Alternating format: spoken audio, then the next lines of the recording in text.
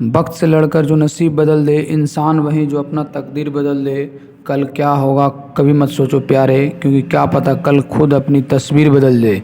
Hi guys, welcome to my new educational channel exact solution sir में आपका स्वागत है। आज हम समझते हैं how to become a topper in Bihar board matriculation an unknown fact that no one has known till date. कैसे Bihar board में टॉपर बना जाता है और जो आज तक आपको यूट्यूब में नहीं बताया गया है, अभी तक नहीं बताया गया है, जो आज आपको हम सोल्यूशन करेंगे। Please subscribe and follow me, क्योंकि एक अच्छा बॉन्ड होना चाहिए विद्यार्थी और टीचर के बीच में। कहावत है, जो तुम न हो तो हम भी हम नहीं, न चाहिए खुद से ज़्यादा तुझसे कम नहीं।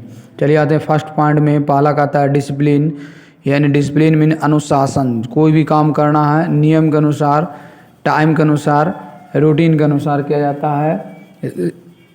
इसलिए सबसे पहले अपना रूटीन बनाइए, कितना घंटा हमें किस समय पर कौन काम को ध्यान देना है। दूसरा आते हैं second point, smart study not hard study, यानी कि कम से कम पढ़ें लेकिन ध्यान ज़्यादा दें, समझे ज़्यादा, कॉन्सेप्ट को ज़्यादा पकड़ें, ना कि याद किया जाए, क्योंकि याद किया हुआ चीज़ जल्दी भूला जाता है और समझा कॉन्सेप्ट से समझाई गई चीज़ इंसान नहीं भूलता है। तीसरा कह रहा focus on question bank previous 5 year, यानी 5 साल के, पिछले 5 साल के जितने भी प्रश्न पूछे गए हैं बिहार बोर्ड में, उन पर ध्यान दीजिए और उससे बनाइए। 4 नंबर का रहा practice objective question analysis your wrong question, यानी कि जितना से ज़्यादा प्रैक्टिस करिए ऑब्जेक्टिव क्वेश्चन को और रॉन्ग क्वेश्चन को एनालिसिस करिए, कहाँ पर गलती है, कहाँ पर छूट गई, कहाँ पर कमी है। 5 number minimize the use of mobile phones and television.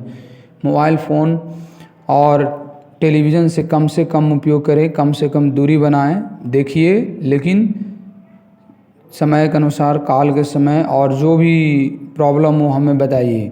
6 number का रहा नीट हैंड राइटिंग। जितना साफ़ सुथरा आप बिहार बोर्ड में लिखेंगे उतना ही बढ़िया आपको नंबर और अच्छा दिया जाएगा, क्योंकि उसे साफ साफ पता चले।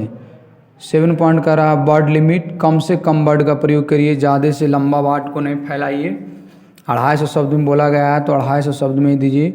8 नंबर का रहा हेडिंग दीजिए, बहुत इंपॉर्टेंट चीज़ बता रहे हैं। 8 number point heading, long question को हेडिंग दीजिए, जो भी क्वेश्चन है उसे ब्लैक से या पेंसिल से उसे हेडिंग दे दीजिए। इससे क्या होता है कि कॉपी चेक करने वालों को डायरेक्ट वहीं पर अट्रैक्शन होता है, अटेंशन होता है, ध्यान जाता है।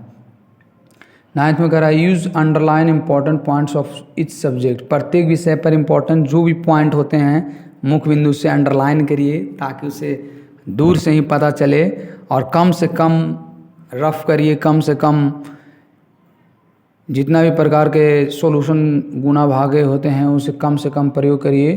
10 पॉइंट आते हैं practice as many previous questions as possible, यानी जितना संभव हो सके प्रीवियस क्वेश्चन को प्रैक्टिस करिए, रिवीजन करिए, क्योंकि कहा जाता है इंग्लिश में self study the best study.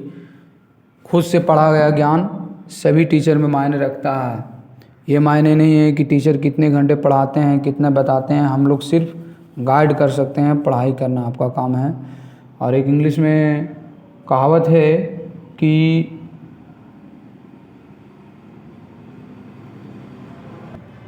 Practice makes perfect, practice based on the precept, यानी उपदेश से उदाहरण अच्छा होता है और जितना प्रैक्टिस करिएगा उतना ही परफेक्ट होइएगा। जिस तरह एक बीज अंकुरित होते हैं तो पूरा चट्टान और पूरा जितने भी प्रकार की मिट्टी हैं, कंकड़ हैं, सब कुछ चीरते हुए और एक दिन पूरा धरती को चीरते हुए उपजते हैं, बड़े होते हैं, और हम लोग को ऑक्सीजन से लेकर हर चीज़ जो भी उपलब्ध हो सभी बांटते हैं। ठीक उसी प्रकार आप लोग को मेहनत करना है। Thank you so much.